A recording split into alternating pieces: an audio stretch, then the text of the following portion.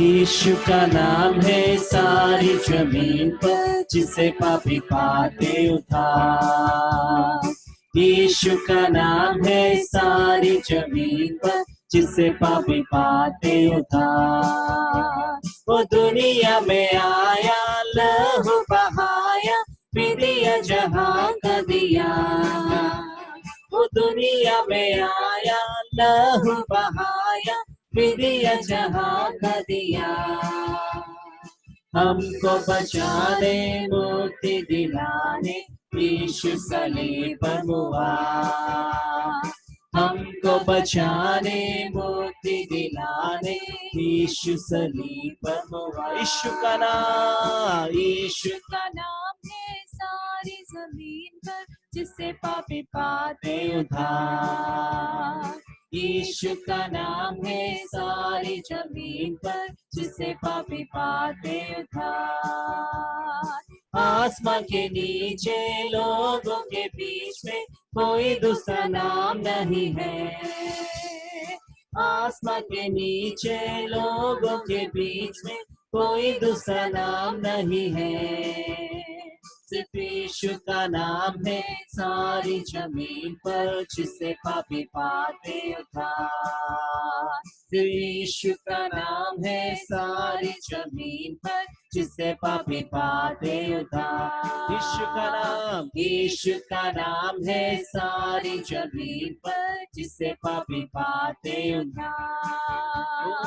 यीशु का नाम है सारी जमीन पर, जिसे पापी पाते उद्धार। आसमान के नीचे लोगों के बीच में कोई दूसरा नाम नहीं है। आसमान के नीचे लोगों के बीच में कोई दूसरा नाम नहीं है। सिर्फ यीशु का नाम है सारी जमीन पर, जिसे पापी पाते उद्धार। सिर्फ यीशु का नाम है सारी जमीन पर, जिसे पापी पाते उद्धार। यीशु का नाम, यीशु का नाम है सारी जमीन पर, जिसे पापी पाते उद्धार। यीशु का नाम है सारी जमीन पर, जिसे पापी पाते उद्धार। वो दुनिया में आया, लहू बहाया, विदिया जहां का दिया।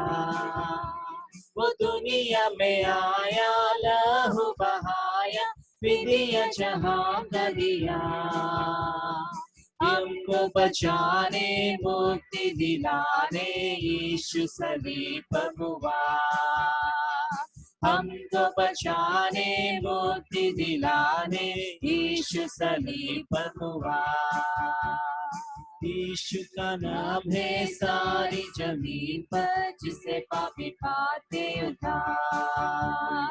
यीशु का नाम है सारी जमीन पर, जिसे पापी पाते उद्धार। बनाने वाले तेरी जय हो, दुनिया बनाने वाले तेरी जय हो। दुनिया बनाने वाले तेरी जय हो, जय हो सदा के लिए। जय हो सदा के लिए, जय हो सदा के लिए।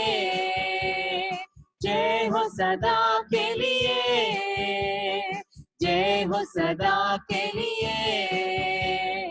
जय हो सदा के लिए, जय हो सदा के लिए।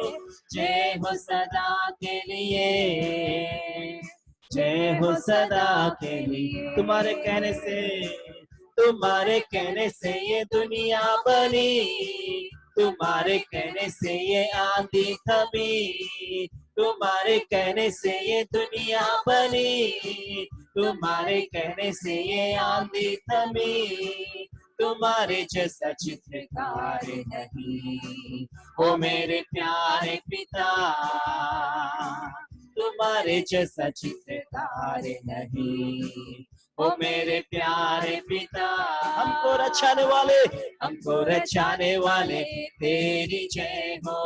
हमको रचाने वाले तेरी जय हो, हमको रचाने वाले तेरी जय हो सदा के लिए, जय हो सदा के लिए, जय हो सदा के लिए, ओ जय हो सदा के लिए, जय हो सदा के लिए, जय हो सदा के लिए, जय हो सदा के लिए, जय हो सदा के लिए, जय हो सदा के लिए। यीशु को तूने कुर्बान किया, पापों को मेरे स्वीकार किया, यीशु को तूने कुर्बान किया, पापों को मेरे स्वीकार किया, तुम्हारे जैसा कोई और नहीं, ओ मेरे प्यारे पिता, तुम्हारे जैसा कोई और नहीं, ओ मेरे प्यारे पिता। हमको बचाने वाले तेरी जय हो, हमको बचाने वाले तेरी जय हो, हमको बचाने वाले तेरी जय हो सदा के लिए, जय हो सदा के लिए, ओ जय हो सदा के लिए, जय हो सदा के लिए, जय हो सदा के लिए, जय हो सदा के लिए, जय हो सदा के लिए, जय हो सदा के लिए, जय हो सदा के लिए। दुनिया बनाने वाले तेरी जय हो, दुनिया बनाने वाले तेरी जय हो, दुनिया बनाने वाले तेरी जय हो सदा के लिए, जय हो सदा के लिए, जय हो सदा के लिए, जय हो सदा के लिए, जय हो सदा के लिए, जय हो सदा के लिए, जय हो सदा के लिए, जय हो सदा के लिए, जय हो सदा के लिए। तुम्हारे कहने से ये दुनिया बनी, तुम्हारे कहने से ये आंधी थमी, तुम्हारे कहने से ये दुनिया बनी, तुम्हारे कहने से ये आंधी थमी, तुम्हारे जैसा चित्रकार नहीं, ओ मेरे प्यारे पिता, तुम्हारे जैसा चित्रकार नहीं, ओ मेरे प्यारे पिता। हमको बचाने वाले तेरी जय हो, हमको रचाने वाले तेरी जय हो, हमको रचाने वाले तेरी जय हो सदा के लिए, जय हो सदा के लिए, जय हो सदा के लिए, जय हो सदा के लिए, जय हो सदा के लिए, जय हो सदा के लिए, जय हो सदा के लिए, जय हो सदा के लिए, जय हो सदा के लिए, जय हो सदा के लिए, जय हो सदा के लिए, जय हो सदा के लिए, जय हो सदा के लिए। यीशु को तूने कुर्बान किया, पापों को मेरे स्वीकार किया, यीशु को तूने कुर्बान किया, पापों को मेरे स्वीकार किया, तुम्हारे जैसा कोई और नहीं, ओ मेरे प्यारे पिता, तुम्हारे जैसा कोई और नहीं, ओ मेरे प्यारे पिता, बचाने वाले तेरी जय हो, हमको बचाने वाले तेरी जय हो, हमको बचाने वाले तेरी जय हो सदा के लिए, ओ जय हो सदा के लिए, जय हो सदा के लिए, जय हो सदा के लिए, जय हो सदा के लिए, जय हो सदा के लिए, जय हो सदा के लिए, जय हो सदा के लिए, जय हो सदा के लिए। Thank you Jesus, thank you pastor Justin, Soni, सबको जय मसीह।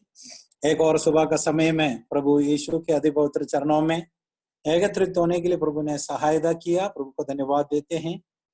पिछले 13 तारीख से पास्टर मान सिंह पाडवी कहाँ चला गया, हम दुखी में थे, लेकिन आज प्रभु का दास आए हैं और पास्टर प्रेज़ द लॉर्ड प्रकाश सोनारे भी आज ज्वाइन होने के लिए प्रभु ने सहायता किया। जब रोज के चेहरे एक दिन अगर नहीं मिलता है तो बहुत दुख होते हैं। आप सबको स्वागत करते हैं। आइए प्रार्थना के साथ आज की मीटिंग को आरंभ करेंगे। पास्टर मान सिंह पाडवी प्रार्थना में सहायता करेंगे। आइए हम प्रार्थना करेंगे।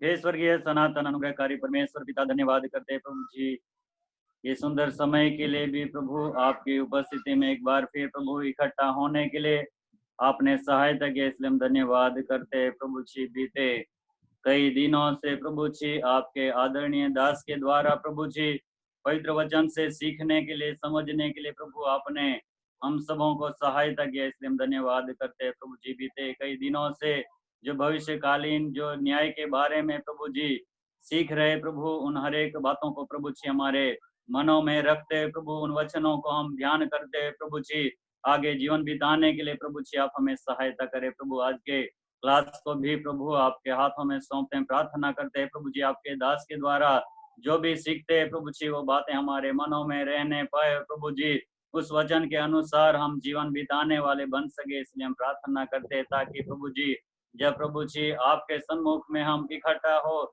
आपके सामने प्रभु हम उपस्थित किए जाए, उस समय प्रभु हमें शर्मिंदा ना होना पड़े, ऐसी कोई भी बातें प्रभु हमारे जीवन में ना होने के लिए हम प्रार्थना करते हैं। लेकिन प्रभु जी बड़े आदर के साथ प्रभु आपके सन्मुख में हम सम्मानित किए जाए, ऐसा कार्य करने के लिए प्रभु इन दिनों में हर एक लोगों को प्रभु जी आप सहायता करने के लिए प्रार्थना करते हैं प्रभु। जितने भी आपके आदरणीय दास प्रभु जी, जितने भी विश्वासी भाई बहन इस जूम के द्वारा प्रभु जी आज के क्लास में सहभागी हुए हैं, उन हर एक लोगों को भी आपके हाथों में सौंपते हैं, प्रार्थना करते विशेष आपके दास के लिए प्रार्थना करते हैं प्रभु, उन्हें भी आप बहुत दया से प्रभु जी हमारे बीच में वचन सिखाने के लिए प्रभु आप उन्हें विशेष आप सहायता करें प्रभु जी, अभिषेक करें प्रभु। आपके दास को भी अच्छा तंदुरुस्ती, अच्छी आरोग्यता देते हैं प्रभु जी, आगे जीवन बिताने के लिए प्रभु आप सहायता करने के लिए प्रार्थना करते हैं प्रभु जी।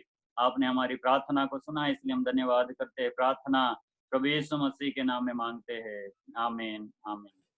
Thank you pastor. प्रिय लोगों, प्रभु यीशु मसीह का आगमन, मृतकों का पुनरुत्थान और विभिन्न प्रकार का न्याय, पिछले दिनों में प्रभु का श्रेष्ठ दास पास्टर दियो वर्गीस के साथ हम यह अध्ययन कर रहे थे। प्रभु का दास हमें सिखा रहे थे। प्रभु का दास हमारे बीच में आ गया है, हम प्रभु का दास का स्वागत करते हैं। पास्टर जी आपका स्वागत है। और बहुत ही रोचक मूड पर क्लास पहुंचा है। इस बीच में अनेक संदेह लोगों के मन के अंदर है। मैंने 2-3 संदेह मेरे पत्नी ने कुछ बात मुझसे पूछा, वो भी पास्टर जी को शेयर करके दिया है। आपके मन में कोई भी इस प्रकार का सवाल आता है, प्रिय लोगों, क्लास को क्लियर करते हुए उसको अपना संदेह को छुपा के ना रखें। जो भी आपको पूछना है प्रभु का श्रेष्ठ दास से आप पूछ सकते हैं। और आए फिर से हम परमेश्वर का वचन का अध्ययन के लिए प्रभु का दास के पास चलते हैं। पास्टर जी आपका स्वागत है और आगे का समय आपका है।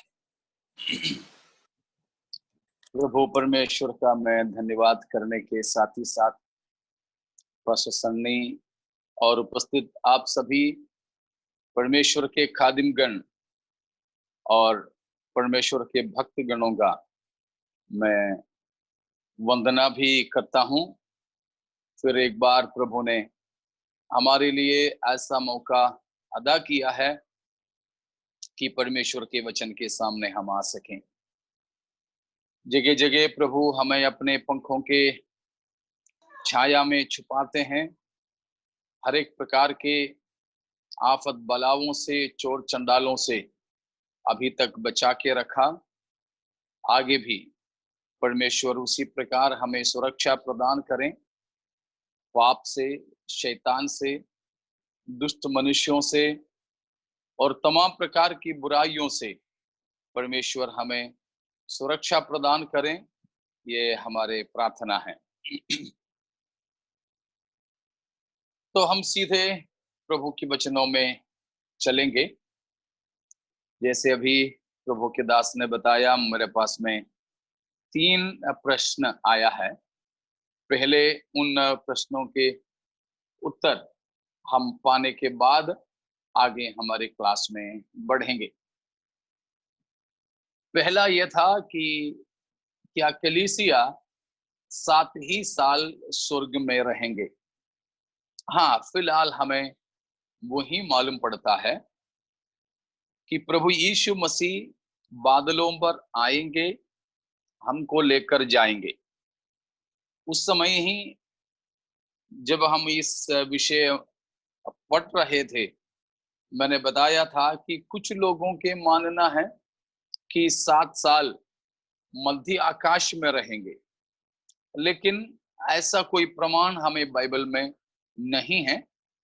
परंतु हमें यीशु मसीह ने दिया वादा यूहन्ना 14:1-2-3 में ये है कि जहां मैं रहूं वहां तुम भी रहें, और मेरे पिता के घर में बहुत से निवास स्थान है, और मैं तुम्हारे लिए जगह तैयार करने जाता हूं। तो प्रभु ने हमको बताया हुआ बात यह है कि पिता के भवन में बहुत से निवास स्थान हैं, और हमारे लिए भी वही जगह तैयार करने जा रहे हैं, और उसके बाद प्रभु आकर हमें ले जाएंगे ताकि हम प्रभु जहां रहें, यीशु मसीह जहां रहें, वहीं हम भी रह सकें। तो हमें प्रभु के वचन से, इन भागों से मालूम पड़ता है कि यीशु मसीह वहीं रहते हैं जहां पिता रहते हैं। वह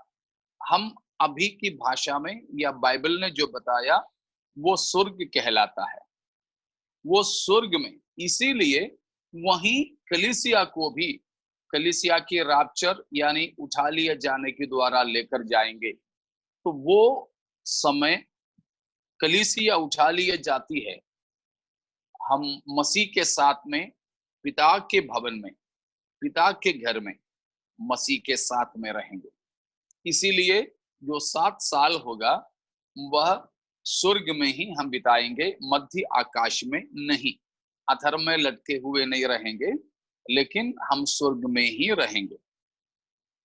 और वो 7 साल करके बताने का कारण भी शायद आपको याद होंगे, कल भी हम पढ़े थे कि दानियेल को 9 अध्याय में 70 सप्ताहों का दर्शन दिया था। 70 सप्ताहों में से 69 सप्ताह बीत चुका अभिषिक्त पुरुष की काटे जाने से। अर्थात कौन है अभिषिक्त पुरुष? यीशु मसीह। मसीह का मतलब है अभिषिक्त। तो यीशु मसीह की काटा जाना यानी क्रूस की मृत्यु से 69 सप्ताह समाप्त हो गया है। अगर उसका विवरण चाहिए तो बाद में, हमारे ये क्लास होने के बाद में एक दिन उसके बारे में मैं बताऊंगा। तो 69 सप्ताह वो खत्म हुआ 70 सप्ताहों में से, तो केवल एक ही सप्ताह बचा है। एक सप्ताह का मतलब 7 साल है, हमारे लिए 7 दिन। मैंने बताया था 3 हिसाब है। अन्य जातियों के लिए एक दिन का मतलब है 24 घंटे वाले एक दिन, हमारे लिए वो ही है। और इस्राएलियों के लिए देखा जाता है तो एक दिन पीछे एक साल है, तो एक दिन का मतलब है एक साल। इसीलिए एक सप्ताह का मतलब इस्राएल के सिलसिले में है 7 साल, ना ही 7 दिन। इसीलिए 69 सप्ताह हो गया पूरा, तो एक ही सप्ताह बचा है, अर्थात 7 साल। वो 7 साल होगा। कल हमने पढ़ा दानियल 9 के 27वां वचन में कि आने वाला प्रधान यानी विरोध मसीह या मसीह विरोधी, उसका राज होगा, झूठा मसीह का राज होगा। उसका उसी पद में हम पढ़ते हैं कि वो एक सप्ताह यानी 7 साल के लिए वाचा बांधेगा, खास तौर पर इस्राएल से। लेकिन उन्हीं समयों में है इस्राएल का मंदिर जो बनाया जाएगा या उसका सारा प्रबंध किया जाएगा, और आधा सप्ताह यानी 3.5 साल बीतने पर वो अपनी वाचा को तोड़ देगा। उसके बाद में है हम वो 3.5 साल पूरा होने का समय है। प्रकाशित वाक्य 12 अध्याय में हम आकाश की लड़ाई देखते हैं। शैतान पृथ्वी पे गिरा दिया जाता है और 3.5 साल बाकी जो बचा है, शैतान ये झूठा मसीह जो मनुष्य होगा उसको अपना सिंहासन, अपना अधिकार और अपना शक्ति देगा। इसीलिए वो 7 साल के राज के आखिरी 3.5 साल बहुत ही खतरनाक होगा, खास तौर पर इस्राएलियों के लिए। वो है प्रकाशित वाक्य 12 में कल भी हम लोग पढ़ के देखे थे। तो इसीलिए हम 7 साल का वो समय लेते हैं। वो 7 साल होगा हमारे न्याय का समय, प्रतिफल बांटने का समय स्वर्ग में। उसी समय होगा पृथ्वी पे इस्राएलियों के न्याय का समय, जो कल हमने देखा, जो इसी पृथ्वी पर महाक्लेश या भारी क्लेश पड़ेगी, वो सब हमने देखा है। इसीलिए वो 7 साल ही हम स्वर्ग में परमेश्वर के पास रहेंगे।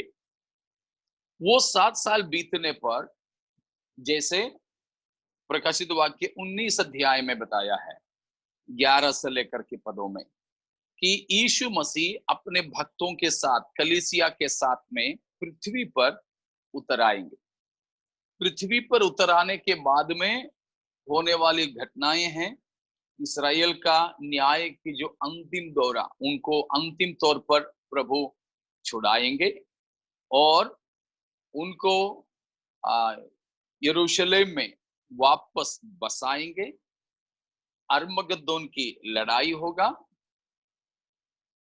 परसों हमने जो देखा या सीखा हुआ, अन्य जातीय लोगों का न्याय होगा, ठीक है ना। तो वो सब कुछ के बाद में इसी धरती पर 1000 साल का राज यीशु मसीह करेंगे। यह संभव है कि उस समय कलीसिया यीशु मसीह के साथ रहें, कि यीशु मसीह, उसके लिए 2 मत अक्सर रखते हैं लोग, कि यीशु मसीह का राज होगा पृथ्वी पे, इसीलिए राजा होकर यीशु मसीह पृथ्वी पर ही रहेंगे। अगर यीशु मसीह पृथ्वी पर ही रहेंगे तो कलीसिया भी मसीह के साथ होंगे।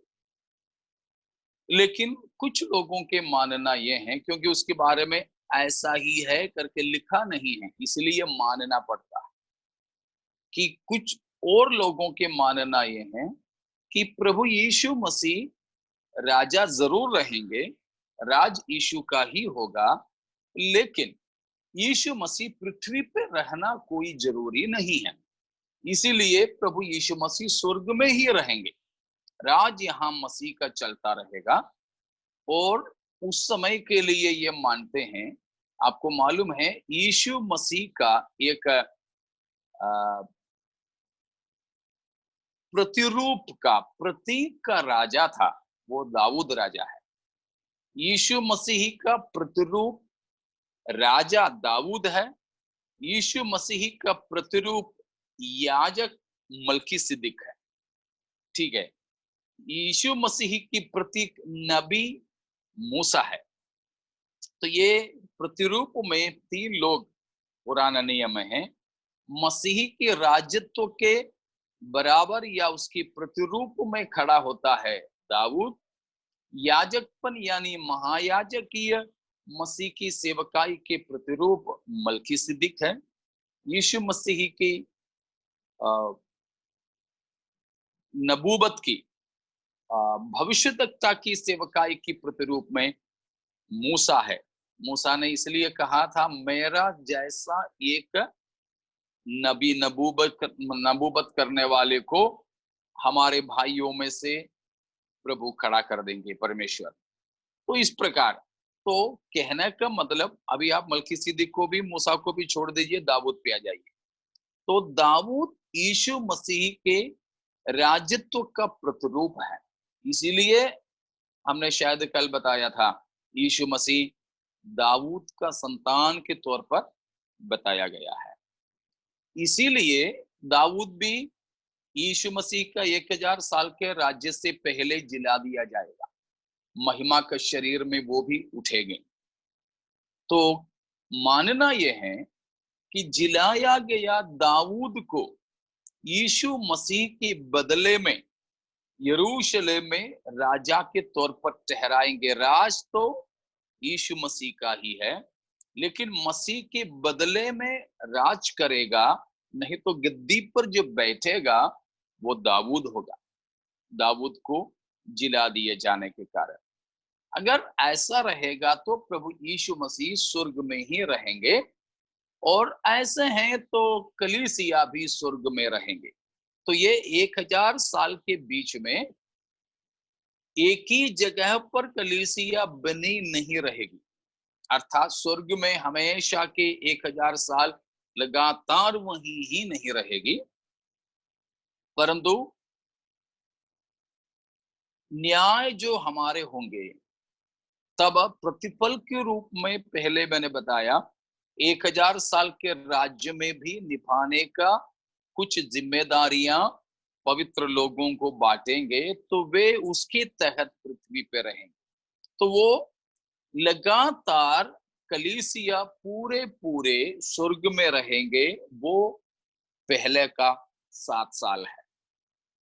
उसके बाद का 1000 साल जो है यीशु मसीह का, उस समय कलीसिया के कुछ लोग स्वर्ग में और कुछ लोग पृथ्वी पे ऐसे होकर के रहेंगे। लेकिन कलीसिया एक साथ में लगातार वो 1000 साल स्वर्ग में नहीं होंगे।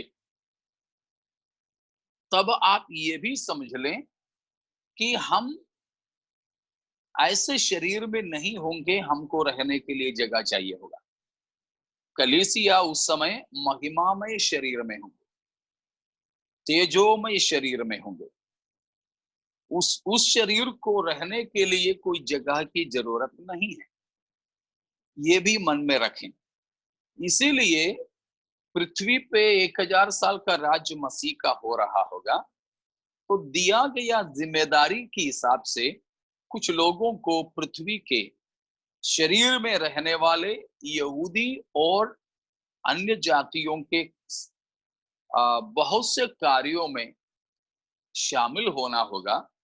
इसीलिए कुछ लोग जब स्वर्ग में होंगे 1000 साल के राज्य में, कलीसिया के कुछ लोग पृथ्वी पर भी होंगे, लेकिन एक चिरस्थायी रूप से नहीं होंगे, आना जाना बराबर होता रहेगा। इसीलिए हम बोल सकते फिर से, लगातार एक साथ में स्वर्ग में रहने का समय वो 7 साल है। 1000 साल के समय में स्वर्ग और पृथ्वी में होकर के आते जाते यहाँ और वहां होकर के कलीसिया रहेगी। तो कलीसिया जब हम समझें तो एक व्यक्ति नहीं है, ठीक है। कलीसिया में बहुत सारे लोग, अनगिनत लोग हैं। तो उन अनगिनत लोग एक ही साथ में 7 ही साल स्वर्ग में रहते हैं, लेकिन वो अनगिनत लोगों में कुछ लोग पृथ्वी पे कुछ लोग स्वर्ग में होकर 1000 साल के मसीह के राज्य में भी इधर उधर होकर के रहेंगे, आना जाना करते रहेंगे, क्योंकि हमको आने जाने में उस समय कोई वक्त नहीं लगेगा। इसीलिए आना जाना सब बराबर होता रहेगा। हमको एक ही जगह पे रुके नहीं रहना है, रुके नहीं रहना है। हम मसीह के साथ, इसलिए प्रकाशित वाक्य में हम पढ़ते हैं, जहां मेमना जाते हैं वहां उसके लोग भी साथ साथ में जाते रहते हैं। तो मेमने के साथ साथ में, तो 1000 साल के राज्य में मेमना यानी प्रभु यीशु मसीह स्वर्ग में और पृथ्वी में होकर आते जाते रहेंगे। तो मसीह के साथ साथ में हम लोग भी बिल्कुल चलते फिरते रहेंगे। इसीलिए वो एक बाधा या फिर ऐसी कोई बात नहीं है। तो 7वां अध्याय में, 14वां अध्याय में सब प्रकाशित वाक्य में लिखे हैं कि मसीह के साथ में मेमना जहां जहां जाते हैं वहां वहां मेमने के साथ भी कलीसिया और पवित्र लोग जाते रहेंगे। ठीक है। और उसके बाद 1000 साल के राज्य के बाद में अभी हम उसमें आना बाकी है, लेकिन इस सवाल के सामने ये भी बोल देता हूं कि मसीह के 1000 साल के राज्य के बाद में होगा गोग मागोग की लड़ाई, जो अंतिम न्याय, इन सबके बाद में होगा अनंतकालीन राज्य, मसीह के अनंतकालीन राज्य। उस अनंतकालीन राज्य में हम प्रकाशित वाक्य 21 अध्याय में पढ़ते हैं कि नया यरूशलेम स्वर्ग से उतर आती है। ठीक है। तो यीशु मसीह अंतिम न्याय करने के बाद में इस पृथ्वी को, ये आकाश और पृथ्वी को रिनोवेट करेंगे, आग के द्वारा इसको शुद्ध करेंगे, इसकी नवीनीकरण करेंगे। इसलिए हैं हम 21 अध्याय में पढ़ते हैं नया आकाश और नई पृथ्वी। उस नई आकाश और नई पृथ्वी में नया यरूशलेम उतर कर आते हैं। उस नया यरूशलेम, उसका भी मानना यह है कि वो पृथ्वी पर नई पृथ्वी की जो यरूशलेम है अभी, वहीं वो नया यरूशलेम नगर भी आएगी। कुछ लोग मानते हैं नहीं, वो ऐसे एक हैंगिंग सिटी होगा, एक लटकने वाले एक नगर होगी। तो जो भी है, स्वर्ग से नए आकाश और पृथ्वी में उस पढ़ लीजिए, तब आपको शायद थोड़ा सा और समझ में आ जाए। 21 का 1, 2, 3। फिर मैंने नए आकाश और नई पृथ्वी को देखा, क्योंकि पहला आकाश और पहली पृथ्वी जाती रही थी और समुद्र भी ना रहा। फिर मैंने पवित्र नगर नए यरूशलेम को स्वर्ग से परमेश्वर के पास से उतरते देखा। वह उस दुल्हन के समान थी जो अपने पति के लिए श्रृंगार किए हुए हो। फिर मैंने सिंहासन में से किसी को ऊंचे शब्द से यह कहते हुए सुना, देख, परमेश्वर का डेरा मनुष्यों के बीच में है। वह उनके साथ डेरा करेगा और वे उसके लोग होंगे, और परमेश्वर आप उनके साथ रहेगा और उनका परमेश्वर होगा। नया आकाश नई पृथ्वी, उसके बाद स्वर्ग से नए यरूशलेम उतर कर आ रहे हैं। चाहे वो पृथ्वी पे आ जाए या पृथ्वी से थोड़ा ऊंचे लटकते रहें, हमें कोई फर्क नहीं पड़ता। लेकिन स्वर्ग से नया यरूशलेम उतरते हुए आया। उसका मतलब कहने का यह है कि हमारे अनंतकालीन राज्य भी, हम स्वर्ग में, अभी जो स्वर्ग कहलाने वाली जगह है, अभी हम स्वर्ग कहलाने वाले प्लैनेट है, पृथ्वी जैसे एक प्लैनेट है। मैं जहां तक मानता हूं कि स्वर्ग उसी तरह एक दूसरा प्लैनेट है कि प्लैनेट के लिए क्या बोलते हैं, ग्रह। ग्रह। ठीक है। तो जैसे पृथ्वी एक ग्रह है, उसी प्रकार स्वर्ग भी दूसरा एक ग्रह है। क्योंकि अभी भी विज्ञान को नहीं पता कितने ग्रह है। पहले बोलते थे 9 है, लेकिन बाद में आकर के 2 और नया पाया तो पुराना वाला 1 को घटा दिया। तो ये सब तो करते रह रहे हैं, नवग्रह करके पुराने याद में लोग बोलते हैं जैसे, लेकिन नव नहीं है। तो वैज्ञानिक लोग अभी भी खोजबीन कर रहे हैं, उनका वे भी ये नहीं मानते कि सब हमको दिखाई पड़ा। तो ऐसे सितारे हैं जिसकी ज्योति अभी तक धरती पर नहीं पहुंची है। तो जो पाए गए सितारे हमारी सूरज से भी बहुत बड़े, हजारों सूरज को निगलने लायक बड़ा बड़ा सितारे हैं। और आपको मालूम है सबसे तेजवान प्रकाश ही तो सफर करती है। उसके बावजूद भी इतने, शायद विज्ञान के हिसाब से करोड़ों साल होने के बाद भी ज्योति धरती पर नहीं आए तो कितने दूरी में है, सोचो। तो मनुष्य की नजर से छिपे हुए बहुत सारे ग्रह अभी भी है। उनमें से 2 ग्रह मैं मानता हूं, स्वर्ग और नरक। स्वर्ग वैसा ही एक ग्रह है अभी जहां परमेश्वर अपना बसेरा बनाया है। लेकिन जब परमेश्वर की योजना पूरा हो जाए, नई आकाश नई पृथ्वी हो जाए, इस आकाश पृथ्वी को जैसे पतरस ने बताया उसी प्रकार आग से पवित्र करेंगे या रिनोवेट करेंगे, उसके ज्यों के त्यों करेंगे।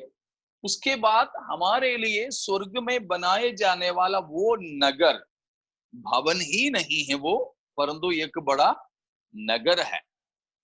ठीक है, यीशु मसीह ने हमारे लिए भवन बताया। अभी अंबानी साहब का घर मुंबई में है, उनके लिए तो वो घर बोलते हैं, हमारे लिए घर थोड़ी है। 300-600 कार पार करने लायक जगह एक की तट पर है, तो उसको हम घर थोड़ी बोलेंगे। शायद हमारे पूरे घर के उतना होगा, उनका बाथरूम ही बाथरूम। तो उनके लिए वो भवन कहेंगे, लेकिन बाकी लोगों के लिए तो वो बड़ा शहर है। वो पूरा अगर मिल जाए तो मुंबई के शायद काफी सारे आबादी को उसमें बसा सकेंगे। तो यीशु मसीह ने अपने हिसाब से उसे भवन कहा, लेकिन इब्राहिम आदि लोगों ने, इब्रानियों 11वां अध्याय में हम पढ़ते हैं 9, 10, 11, 9 से लेकर की पदों में, कि उसको नगर समझा। नगर यीशु मसीह ने भवन कहा, मकान कहा, लेकिन इब्राहिम आदि लोगों ने उसी को क्या समझा, क्या देखा, नगर। और अभी यूहन्ना भी 21 अध्याय प्रकाशित वाक्य में उसको भवन नहीं कहा, परंतु नगर, नया यरूशलेम के नगर को कहा। 21 और 22 अध्यायों में यूहन्ना वही बताया। तो वो केवल एक भवन नहीं है, एक बड़ा शहर है, एक बड़ा नगर है। बहुत सारे लोग उसमें रह सकते हैं। अपन को समय मिलेंगे तो उसका हिसाब भी आखिरी में जरा अपन देख सकेंगे। तो वो नगर है परमेश्वर स्वर्ग में जो बना रहे हैं। उस ग्रह में परमेश्वर हमारे लिए एक बड़ा नगर को तैयार किया। वो नगर सीधे सीधे नए आकाश पृथ्वी में उतर आ रहे हैं।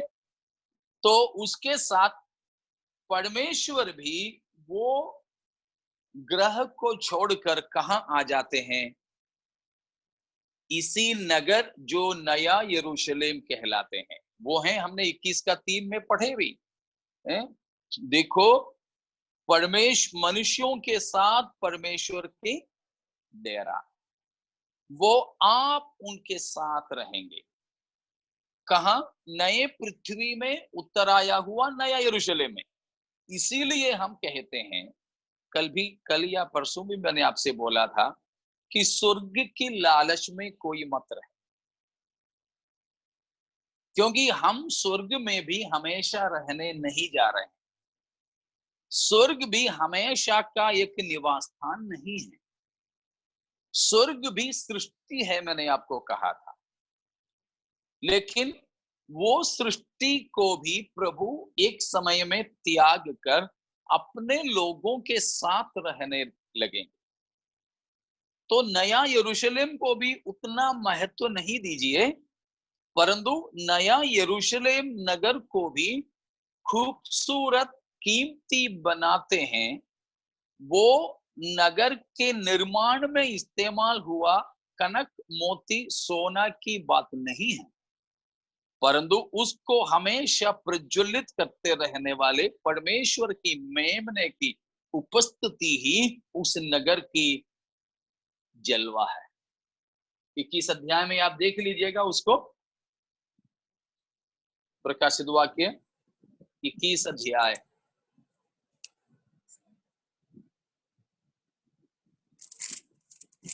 उसकी 6 से लेकर पढ़ेंगे। फिर उसने मुझसे कहा, ये बातें पूरी हो गई है।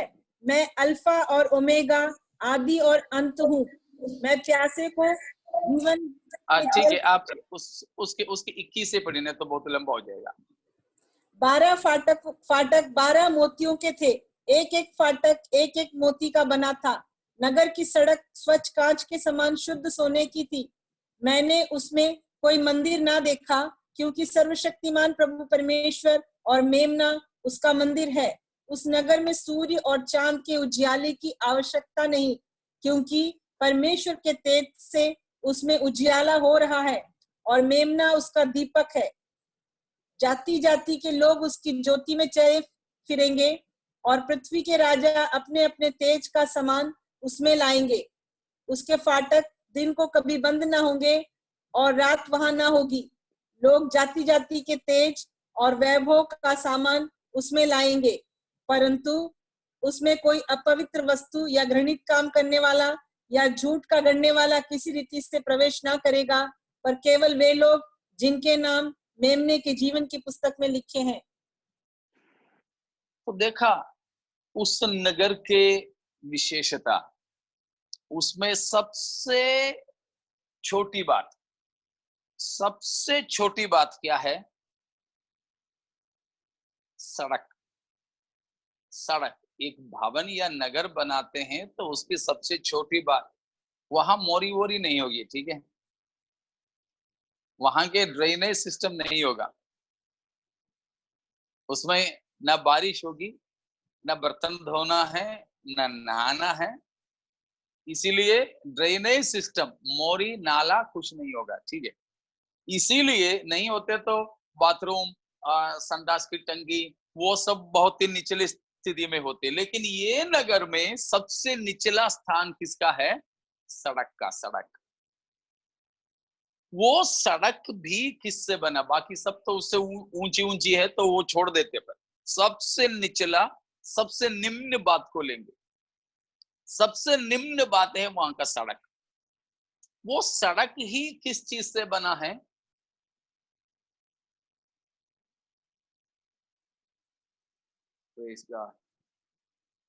उसका 21वां पद में बताया है आखिरी में, उसका सड़क किससे बना है? स्वच्छ कांच के समान शुद्ध सोने की थी। शुद्ध कांच के समान शुद्ध सोने की थी। क्या समझते हो आप इससे? शुद्ध, स्वच्छ कांच के समान शुद्ध सोना, क्या समझते हो?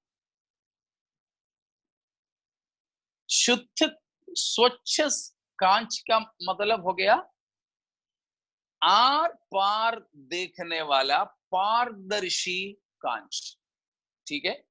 आर पार, ठीक है, अभी नहीं चाहिए। आर पार देखने वाले पारदर्शी कांच, बिल्कुल प्योर ग्लास। उसी तरह का शुद्ध सोना।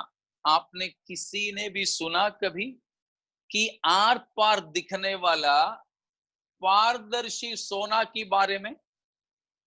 ट्रांसपेरेंट गोल्ड,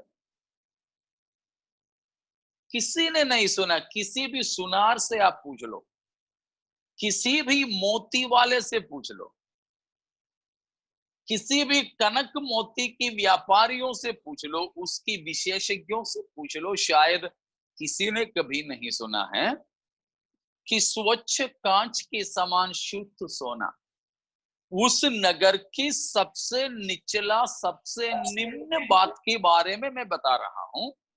सबसे निम्न बात, शुद्ध, ये स्वच्छ कांच, ग्लास की तरह की शुद्ध सोना, अर्थात आर पार दिखने वाले, ट्रांसपेरेंट, पारदर्शी सोना। लेकिन वो पारदर्शी सोना से बने हुए सड़क वालों के, सड़क के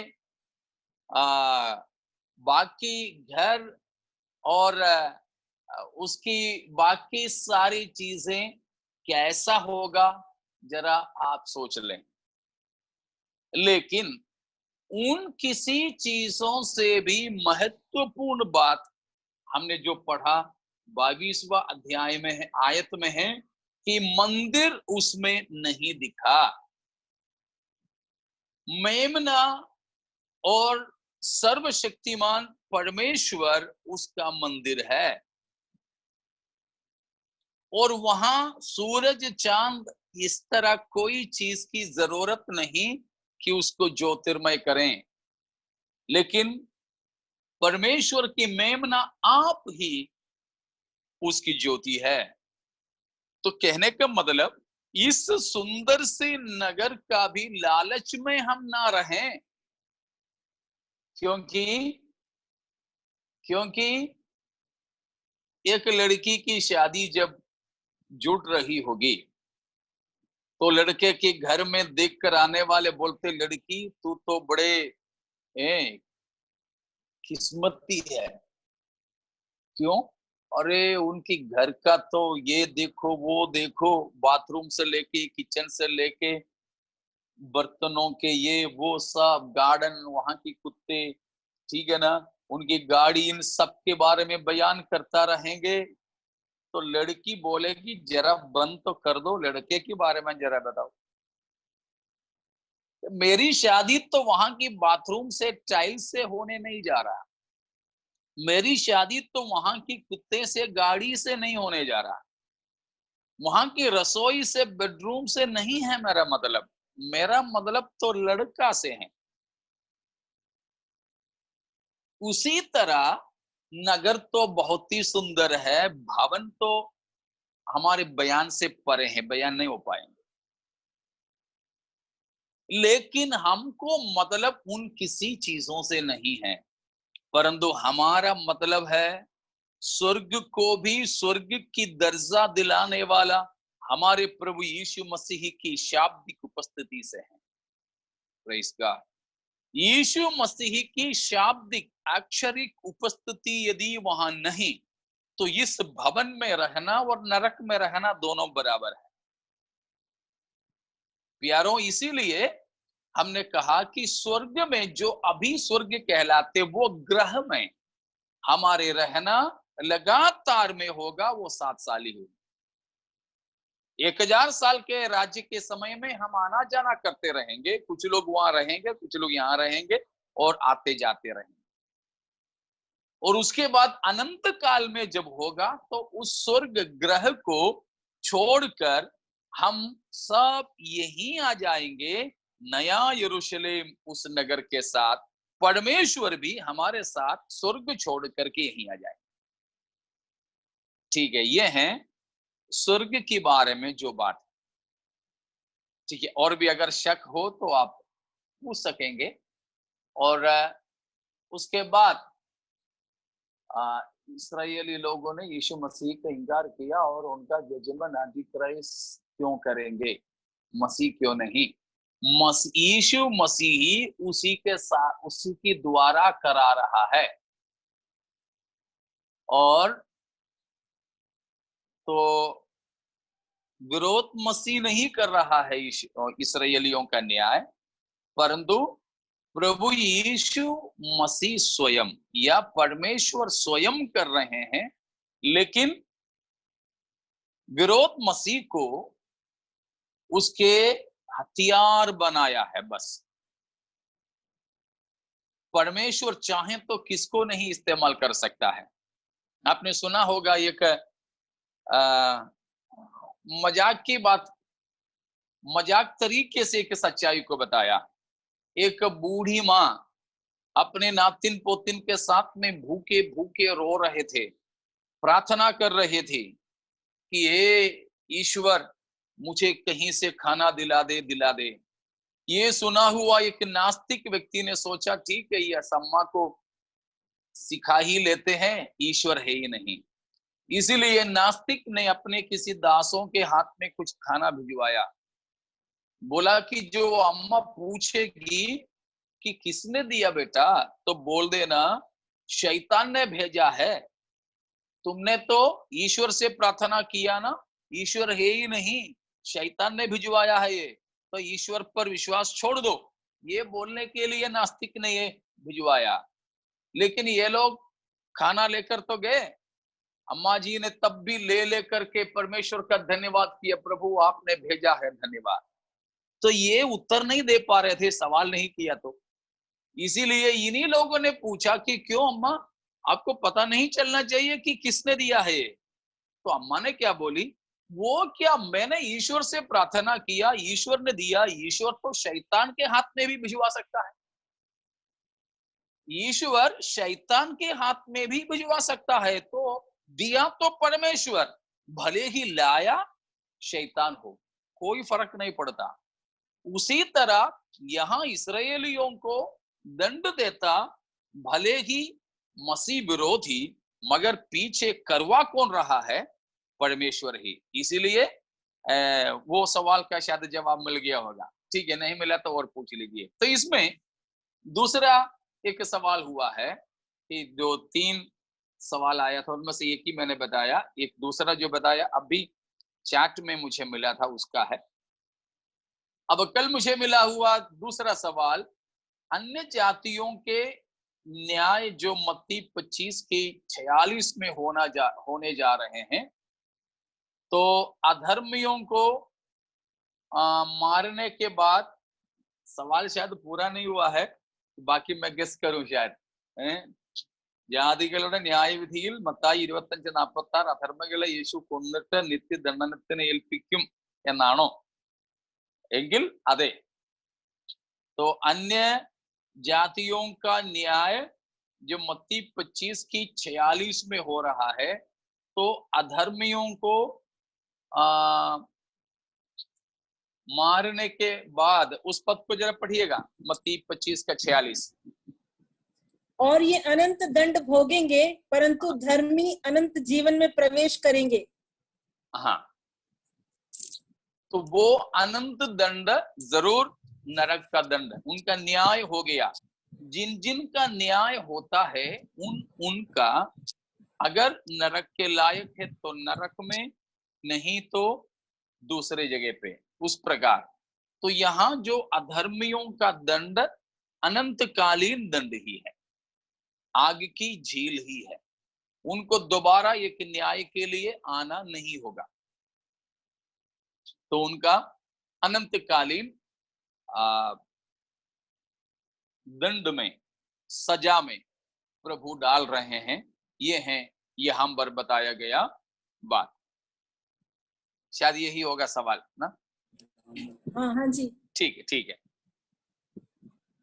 और तीसरी बात है, उस समय जो बच्चे होंगे, बच्चे हुए लोग, बच्चे नन्हे मुन्ने, उनका क्या होगा? ये है तीसरा सवाल। वो न्याय के समय में, तो उस न्याय की ही बात नहीं, हमेशा हमेशा यीशु मसीह की आगमन के समय में भी ये जो अन्य जातियों के न्याय होंगे, तब भी बच्चे लोग, बच्चे कौन हैं? उम्र उसमें कोई बाधा नहीं।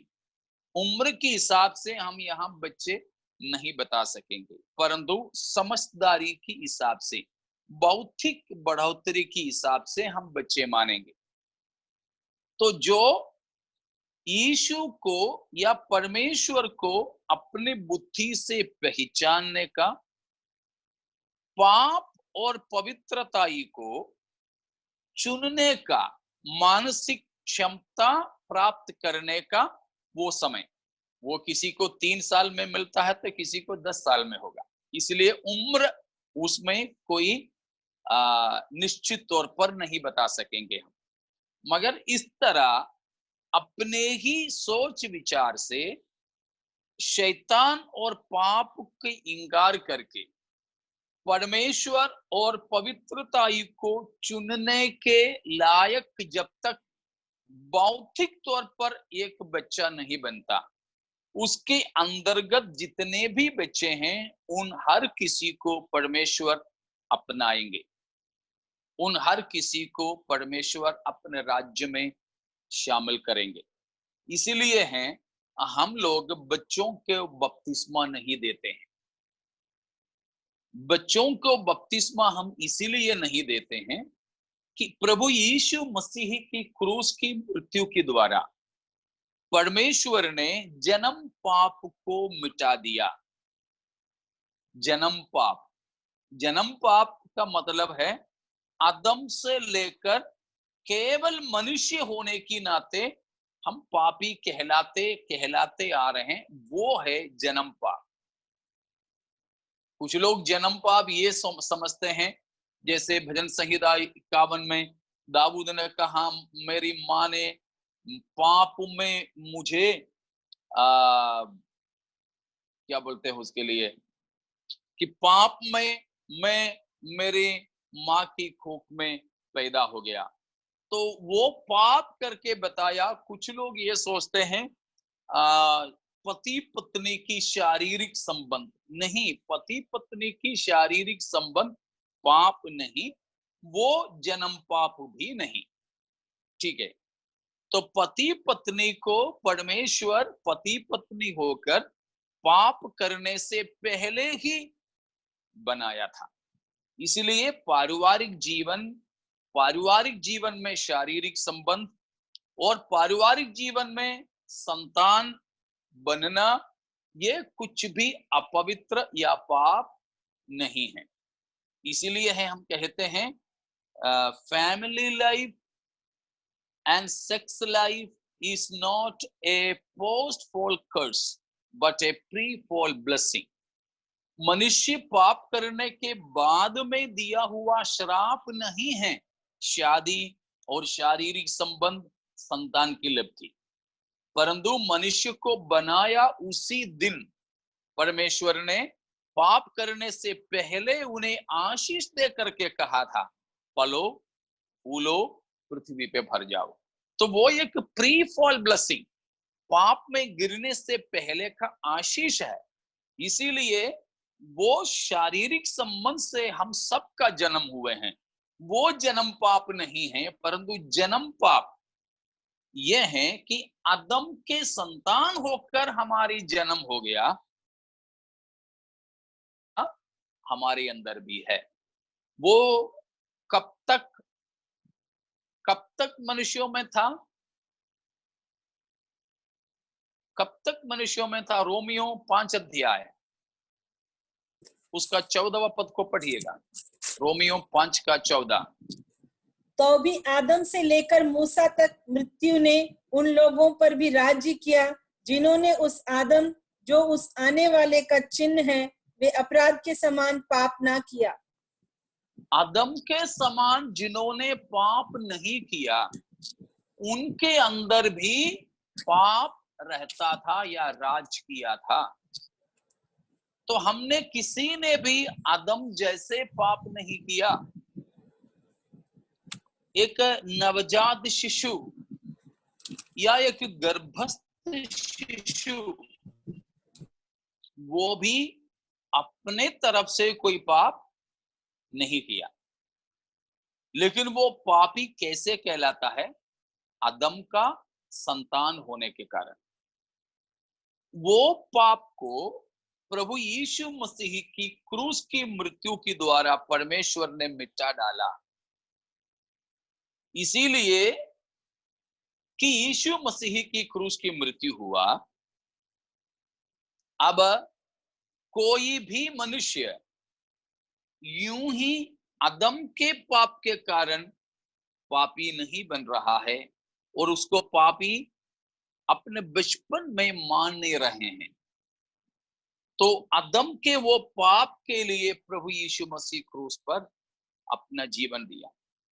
लेकिन हाँ, अब वो बच्चा बड़ा होने के बाद में, समझदारी पाने के बाद में यह मानना होगा उसको कि मेरे पापों के बदले यीशु मसीह क्रूस पर मारा गया, गाड़ा गया, मुर्दों में से जी उठा।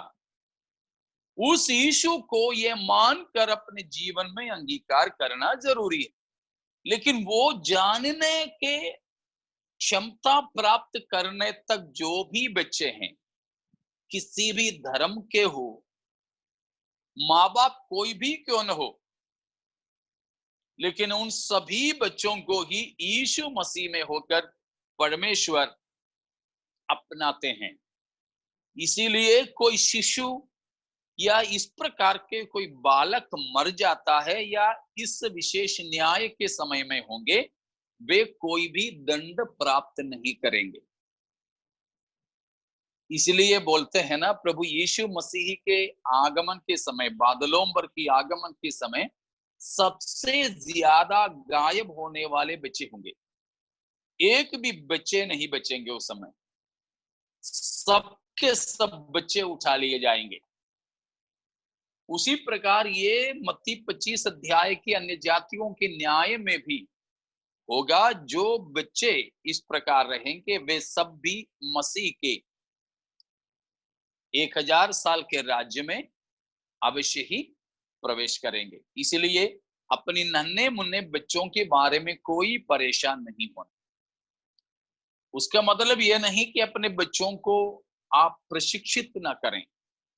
अवश्य बचपन से लेकर आप मसीह के बारे में, परमेश्वर के बारे में उन्हें बताते रहें, ताकि जब एक संकल्प, एक निर्णय लेने लायक हमारे बच्चे बन जाएं, तब तुरंत ही वे मसीह को चुने, पाप को त्यागें, अपवित्रता को त्यागें, पवित्रता को चुनकर मसीह के अधीन हो जाए। उसके लिए हमें बचपन से अपने बच्चों को तैयार करना जरूरी है, वो जिम्मेदारी हमें है। लेकिन वे उस उम्र पहुंचने तक उनकी अनंतता की चिंता ना करें, वो इंतजाम परमेश्वर कर चुका है, उसकी चिंता हमें नहीं करना। ठीक है, तो मुझे दिया गया सवालों का जवाब दिया। इसी में और भी कुछ सवाल आपका है तो आप पूछ सकते हैं, नहीं तो हम थोड़ा सा समय बचा हुआ है तो उसमें हम आगे बढ़ेंगे। थैंक यू पास्टर जी। ठीक है, तो हम अभी देखते हैं जो अगला न्याय है, या कल हम बता रहे थे इस्राएलियों का न्याय जो भविष्य में होने जा रहा है। तो इस्राएलियों का खास पाप, बाकी सब पाप है, लेकिन वो सब इस पाप के पीछे छुप जाते। तो उनका जो खास पाप था या पाप है, मसीह का इंकार करना, परमेश्वर के मसीह को उनके सामने खड़ा किया। उन्होंने परमेश्वर के मसीह को त्याग दिया। तो परमेश्वर ने भी इस्राएलियों को कुछ समय के लिए त्याग दिया। तो वो है, हम रोमियो की पत्री में पढ़ते हैं, उनके त्याग दिया जाना। रोमियो 11 का 12 और 15 को पढ़िएगा। इसलिए यदि उनका गिरना जगत के लिए धन और उनकी घटी अन्य जातियों के लिए संपत्ति का कारण हुआ, तो उनकी भरपूरी से क्या कुछ ना होगा। हाँ, उनके गिरना और उनके घटी उनको प्रभु ने कुछ समय के लिए त्याग दिया, जैसे उन्होंने मसीह को त्यागा तो परमेश्वर ने उनको भी हटा के रख दिया। 15वां पद, क्योंकि जब उनका त्याग दिया जाना जगत के मिलाप का कारण हुआ, तो क्या उनका ग्रहण किया जाना मरे हुए में से जी उठने के बराबर ना होगा। हाँ, परमेश्वर ने उनको त्यागा, वो त्याग दिया जाना हम लोगों के लिए, जगत के लिए मेल मिलाप का कारण हुआ है, लेकिन परमेश्वर ने उनको हमेशा के लिए नहीं त्यागा है। इसीलिए परमेश्वर उनको वापस ग्रहण कर लेंगे, वापस लेंगे। 11 का पहला पद भी पढ़िएगा। इसलिए मैं कहता हूँ, क्या परमेश्वर ने अपनी प्रजा को त्याग दिया? कदापि नहीं। मैं भी तो इस्राएली हूँ, अब्राहम के वंश और बिन्यामीन के गोत्र में से हूँ। हाँ, ये पौलुस कह रहा है, क्या इस्राएलियों को परमेश्वर ने त्याग दिया? कदापि नहीं। तो 11 का 15 में फिर क्या बताया? कुछ समय के लिए, हमेशा के लिए नहीं त्यागा परमेश्वर, उनको हटा करके रख दिया। इसलिए प्रभु उनको फिर से लेंगे, फिर से लेंगे। तो उस समय में उनको हटा के रखने वाला समय कलीसिया को स्वीकार करने वाला समय था। तो कलीसिया को जब स्वीकार किया, उनको हटा दिया। यहां कहता है इस्राएलियों को परमेश्वर फिर स्वीकार करेंगे, ग्रहण करेंगे, लेकिन परमेश्वर उनको फिर ग्रहण करने से पहले मरे हुओं का जिलाए जाना अर्थात प्रभु यीशु मसीह के आगमन हो जाएगा। उसी के लिए हम इंतजार करते हैं, उसी के लिए हम इस्राएलियों पर नजर रखते हैं। परमेश्वर उनसे कैसा बर्ताव करते हैं, उस अनुसार प्रभु की आगमन के समय को हम पहचान सकेंगे। तो परमेश्वर इस्राएलियों का न्याय करेंगे, लेकिन वो न्याय उनके उस पाप के लिए होगा जो मसीह को उन्होंने त्याग दिया।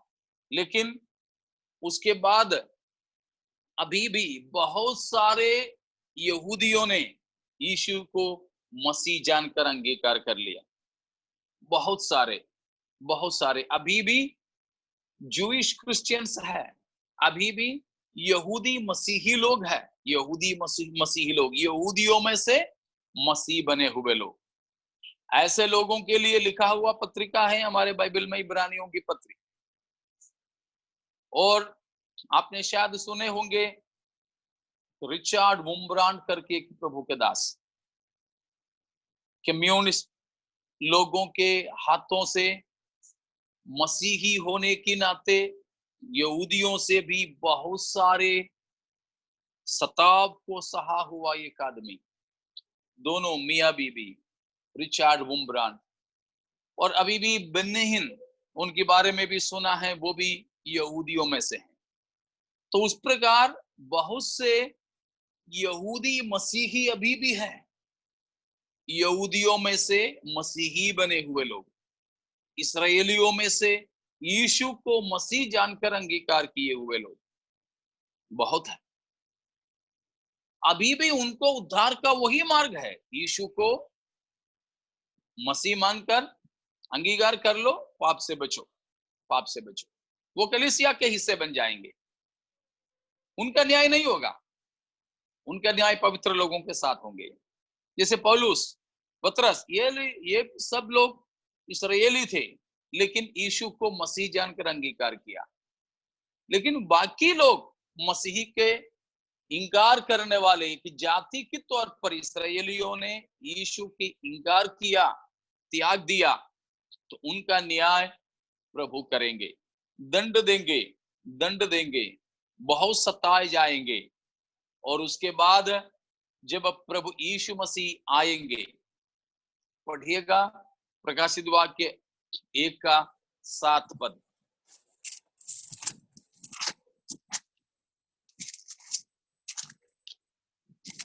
देखो, वह बादलों के साथ आने वाला है और हर एक आंख उसे देखेगी, वरन जिन्होंने उसे भेदा था वे भी उसे देखेंगे, और पृथ्वी के सारे कुल उसके कारण छाती पीटेंगे। हाँ, आमीन।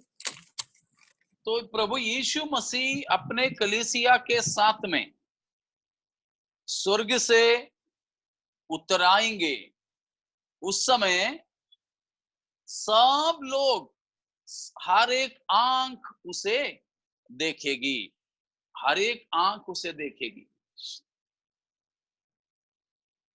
वरन वे भी मसीह को देखेंगे जिन्होंने उनको भेजा था। यीशु मसीह जब वापस आएंगे पृथ्वी पर पवित्र लोगों के साथ, जैतून पहाड़ पर पांव धरेंगे, तब तक ये लोग यीशु को ग्रहण नहीं करेंगे। एक देशीय या राष्ट्रीय या जातीय तौर पर इस्राएल यीशु को तब तक अंगीकार नहीं करेंगे जब तक यीशु अपने पवित्र लोगों के साथ जैतून पहाड़ पर उतर नहीं आए। आपको शायद याद आ रहा होगा, कल मैंने बताया कि ये जो 7 साल झूठा मसीह की शासन में इस्राएली रहेंगे, शुरुआत की कुछ समय उनके लिए अच्छा लगेगा, तब झूठा मसीह को वे मसीह मानेंगे, झूठा मसीह को ही वे मसीह मानेंगे, क्योंकि वो उनके मंदिर बनवा करके देगा, उनके बाकी सारे इंतजाम करके देंगे, चारों ओर के उनकी शत्रुओं से उन्हें बचा के रखेंगे। हमें मालूम है सदियों से सबसे ज्यादा लड़ाइयां हुई इलाका है इस्राएली इलाका। सबसे ज्यादा लड़ाई विश्व इतिहास में वही हुआ है, लेकिन हमेशा वहां समस्या रही है। लेकिन मसीह विरोधी राज करते समय वहां शांति को लाएगा, उनको मंदिर बनवा के देंगे और उनको बाकी शत्रुओं से अपना राज्य सुरक्षित करके देगा। तो इस्राएली क्या सोचेगा, यही मसीह है, इसी मसीह का हमने इंतजार करते रहे, अब हमारी मसीहा आ गया। इस्राएल पूरा आंख बंद करके ये झूठा मसीह का समर्थन करेंगे, धन दौलत सब कुछ उसको देगा। सब कुछ इनसे वसूलने के बाद 3.5 साल बीतने पर एकदम इस्राएलियों के विरोध में हो जाएगा। जब तक वो पूरा ताकत हासिल ना करें, जब तक वो पूरा सब कुछ का नियंत्रण अपने हाथ में ना लें, तब तक वो इस्राएल का साथ देगा। ये इस्राएल धोखे में रहेंगे। अक्सर ये परमेश्वर का एक खेल है। क्या है? जो सच बोलने से मानते नहीं तो झूठ उनसे मनवाएंगे। सच बोलने से न मानने वाले लोगों से झूठ मनवाएगा। ये परमेश्वर का एक तजुर्बा है। शक होगा शायद, शक है तो फिर आप पढ़ लीजिए 2 थिस्सलुनीकियों 2 अध्याय 9 से लेकर 2 थिस्सलुनीकियों 2 का 9 से लेकर के 10 से पढ़ लो। 10 से और पढ़ लो। नाश होने वालों के लिए अधर्म के सब प्रकार के धोखे के साथ होगा, क्योंकि उन्होंने सत्य से प्रेम नहीं किया जिससे उनका उद्धार होता। इसी कारण परमेश्वर उनमें एक भटका देने वाली सामर्थ्य को भेजेगा कि वे झूठ की प्रतीति करे, ताकि जितने लोग सत्य की प्रतीति नहीं करते वरन अधर्म से प्रसन्न होते हैं, वे सब दंड पाए। हाँ, परमेश्वर जब सच्चाई बोलते हैं तो मानते नहीं, झूठ के ही प्रतीति करते हैं, तो परमेश्वर उनको और झूठ में धकेल लेंगे। ये परमेश्वर का एक तजुर्बा है। उसी प्रकार सच्चा मसीह जब आया यहूदियों के बीच में, तो यहूदियों ने सच्चा मसीह का स्वीकार नहीं किया, तो परमेश्वर स्वयं झूठा मसीह को उनके सामने खड़ा कर देगा। तो अवश्य ही वे लोग उस झूठे को अंगीकार कर लेंगे, उस झूठे का अंगीकार कर लेंगे। तो वे उस झूठे का अंगीकार करके सब प्रकार का समर्थन उसको दे देगा, सब प्रकार का समर्थन, सभी समर्थन उसको दे। और वो जो हासिल करना, वो सब जब हासिल कर चुका होगा, उस समय बिल्कुल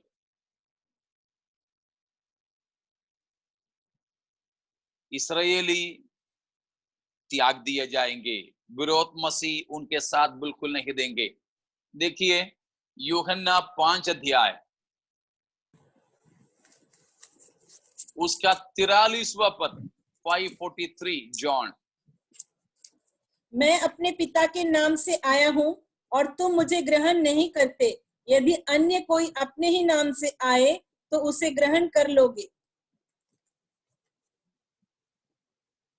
1:11 में भी हमने वही देखा, कल भी मैंने बताया, यीशु मसीह अपना घर आया, लेकिन अपनों ने मसीह को अपना नहीं कहा। वही बात यीशु मसीह 5:43 में बताया, मैं अपने पिता के नाम से आया, लेकिन तुमने मुझे ग्रहण नहीं किया। लेकिन कोई आ रहा है पीछे, वो कैसे आएगा, किसके नाम से आएगा? अपने ही नाम से आएगा, तो तुम उसको ग्रहण कर लोगे। मसीह विरोधी के बारे में यहां प्रभु यीशु मसीह ने कहा। तो मसीह पिता के नाम से आया तो भी उनने ग्रहण नहीं किया, लेकिन झूठा मसीह अपना नाम से आएगा, तब इस्राएली उसको ग्रहण कर लेंगे। 3.5 साल तक उस प्रकार रहने के बाद वो उनको त्याग देंगे। तब इस्राएलियों को पता चलेगा, अरे हम धोखे में थे, हमारा सब कुछ उसके हाथ में हो गया। मंदिर से लेके, आर्थिक सारी चीजों से लेके, देश की सुरक्षा से लेके, सब कुछ इस्राएलियों का किसने हासिल कर लिया? झूठा मसीह। क्योंकि इस्राएलियों ने क्या सोचा, ये मसीह है, मसीह है तो वही हमारा सब कुछ।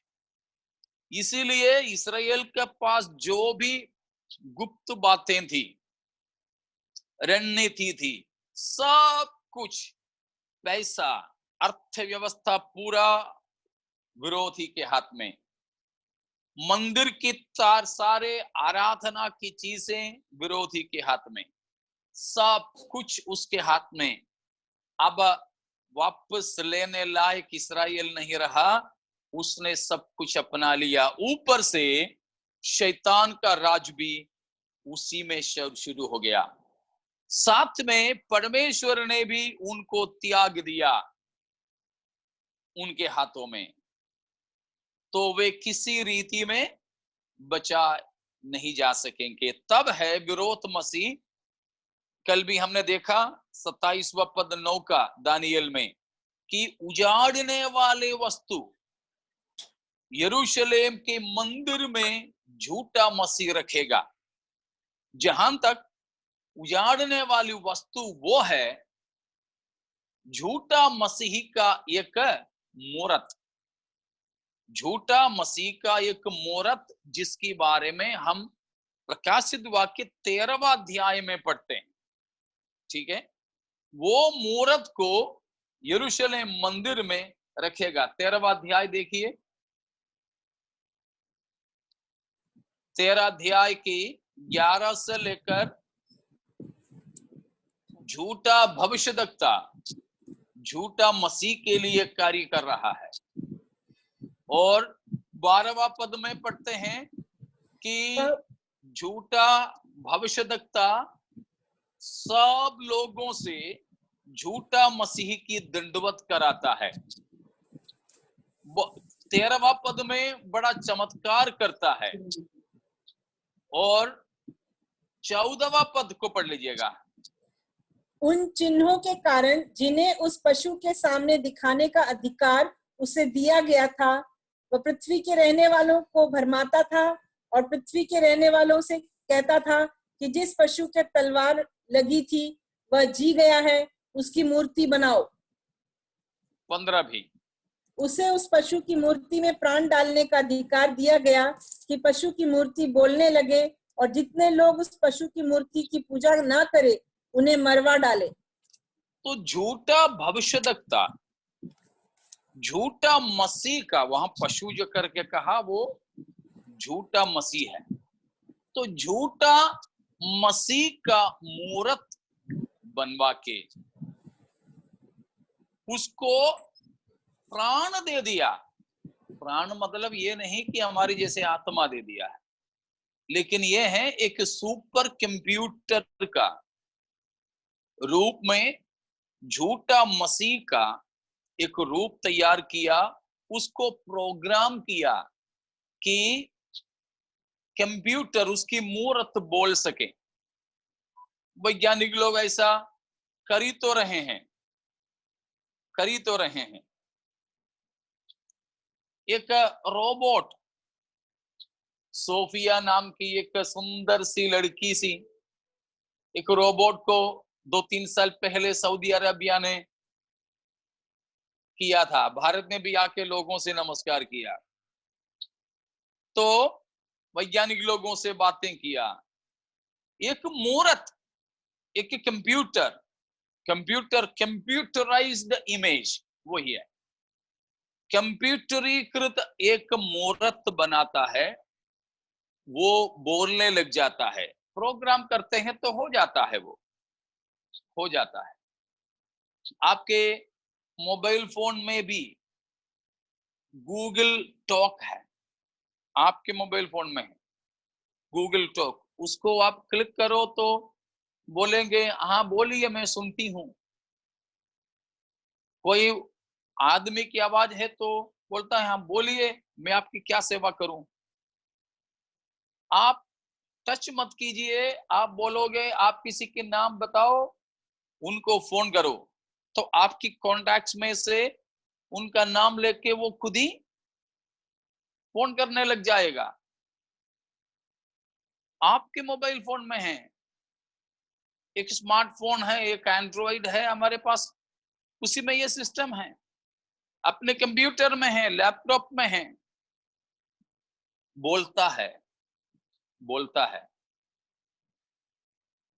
अभी हम मेट्रो ट्रेन में जाओ या रेलवे स्टेशनों में भी जाओ, अनाउंसमेंट होता है। कौन कर रहा है? हर जगह हिंदी में, मलयालम में, मराठी में, तेलुगु में, सब एक ही आदमी की आवाज आ रहा है।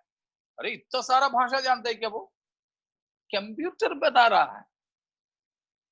उसी तरह इस मूर्त को बोलने की क्षमता कौन देगा? झूठा भविष्यद्वक्ता देगा। क्योंकि ये लोग सब अंगूठे छाप नहीं है, बड़े आईटी प्रोफेशनल्स होंगे, इसलिए ये सारी चीजें वे करेंगे बड़े आसानी से। तो उस प्रकार का एक मूर्त को यरूशलेम मंदिर में रखेगा, वो है उजाड़ने वाली वस्तु। इस्राएल भाग जाएंगे, समझेंगे कि ये झूठा था, ये मसीह नहीं। वे जान बचा के भागते हैं, फिर से वे किसकी इंतजार करेंगे? मसीह का इंतजार करेंगे। वे जानेंगे अरे ये नहीं मसीह। तब है 3.5 साल के बाद यीशु मसीह स्वर्ग से अपने हजारों अरबों अनगिनत पवित्र लोगों के साथ में जैतून पहाड़ पर आएंगे। उस समय प्रभु यीशु मसीह को हर कोई देख सकेंगे। देखते समय वे ध्यान से देखते हैं, तो क्या देखते हैं?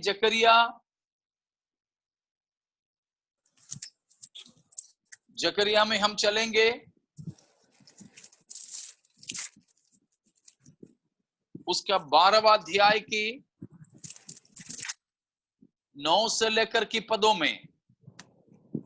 उस समय मैं उन सब जातियों का नाश करने का यत्न करूंगा जो यरूशलेम पर चढ़ाई करेंगी। हाँ मैं दाऊद रुकिएगा।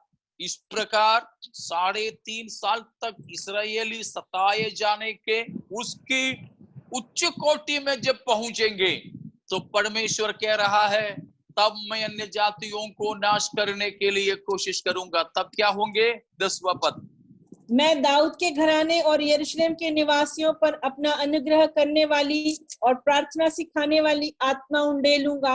हाँ, तब वे मुझे ताकेंगे, अर्थात जिसे उन्होंने भेदा है, और उसके लिए ऐसे रोएंगे जैसे एकलौते पुत्र के लिए रोते पीटते हैं, और ऐसा भारी शोक करेंगे जैसा पहलौठा के लिए करते हैं। वो हैं हमने प्रकाशित वाक्य 1:7 में जो पढ़ा, ठीक है ना? जब इस्राएली इस प्रकार सताए जाते हैं तो वे परमेश्वर की ओर ताकेंगे, बोलेंगे परमेश्वर हमारे लिए मसीह को भेजें, मसीह को भेजें, वो हमारे उद्धार करें। झूठा मसीह नहीं, सच्चा मसीह को भेजिए। वे छाती पीट पीट कर एकलौता बेटे के लिए रोते वैसे रोएंगे। तब है प्रभु यीशु मसीह जैतून पहाड़ पर प्रकट होंगे। तब इस्राएलियों का छुटकारा, जैसे यशायाह 63 अध्याय से हम उस दिन पढ़े थे, वैसे उनके करेंगे। तब वे क्या जानेंगे, क्या पहचानेंगे? यही है सच्चा मसीह। कौन? जिसको हमारी पिता लोगों ने क्रूस पर चढ़ाया था, जिसके पसली को पंजर कर दिया था, जिसकी पसली को भाले से भेदा। यीशु को जानेंगे, वो भेदा गया, क्रूस पर चढ़ाया गया, 5 घाव से भरा हुआ यीशु ही मसीह जानकर वे विलाप करेंगे, अपने पाप के लिए पश्चाताप करेंगे। वे देशीय तौर पर मसीह के, यीशु के सामने वे जब दंडवत करते हुए अपने पूर्वजों के उस पाप को मानेंगे जिसकी तहत यीशु को क्रूस पर मारे जाने के लिए त्याग दिए थे। उनके पाप अपराध मानने, पश्चाताप करने, मन फिराने के कारण परमेश्वर एकदम से उनके पापों को उसी समय मिटा देंगे, उनको अपनाएंगे। उनको फिर कभी भी परमेश्वर से दूर नहीं होना होगा। उसके बाद कोई भी इस्राएलियों को सताएंगे नहीं। इस प्रकार इस्राएलियों को उस प्रकार दंड देते हुए उन्हें परमेश्वर मनफिराव की ओर लाएंगे। मनफिराव में वे क्या करेंगे? यीशु से किए हुए क्रूस की मृत्यु के लिए त्यागे हुए अपराध को मानेंगे, यीशु को वे ग्रहण करेंगे। जैसे ही उस पाप को मानकर यीशु को ग्रहण करेंगे, परमेश्वर भी उन्हें वापस अपनाएंगे। उनका दंड खत्म हो जाएगा, उनका सतावट खत्म हो जाएगा, और उन्होंने भविष्यद्वक्ताओं की जमाने से लेकर जिस आनंदमय ईश्वरीय राज का, थियोक्रेसी, ईश्वरीय राज्य का इंतजार किया, उस राज्य में प्रवेश करेंगे, अर्थात यीशु मसीह का 1000 साल का राज्य। इतना शायद आपको समझ में आ गया होगा, नहीं तो और भी आप सवाल कीजिएगा। फिलहाल मैं यहाँ समाप्त करूं, बाकी भाग प्रभु चाहें तो हम कल देखेंगे। शक है तो जरूर आप भेजें। तो आओ प्यारो, हम धन्य हैं कि हमारे जीवन काल में ही यीशु ही हमारे प्रभु है, यीशु ही परमेश्वर का पुत्र है, यीशु ही मसीह है, अंगीकार करने का सौभाग्य हमें मिला है। यदि मेरे श्रोताओं में से, प्रेक्षकों में से कोई भी अब तक यीशु को ग्रहण नहीं किया, आपके लिए अवसर है। यीशु मसीह पर विश्वास करें, यीशु को अपना उद्धारकर्ता और प्रभु जानकर अंगीकार करें। यीशु के अलावा कोई भी हमारे जीवन में प्रभुता नहीं करें। मसीह के हाथों में अपने जीवन को सौंप दें, ताकि आने वाले दंड से बचकर हम अनंतकालीन राज्य में मसीह के साथ आनंदमय जिंदगी बिता सकें। इन वचनों के द्वारा परमेश्वर हम सबको आशीष देवे।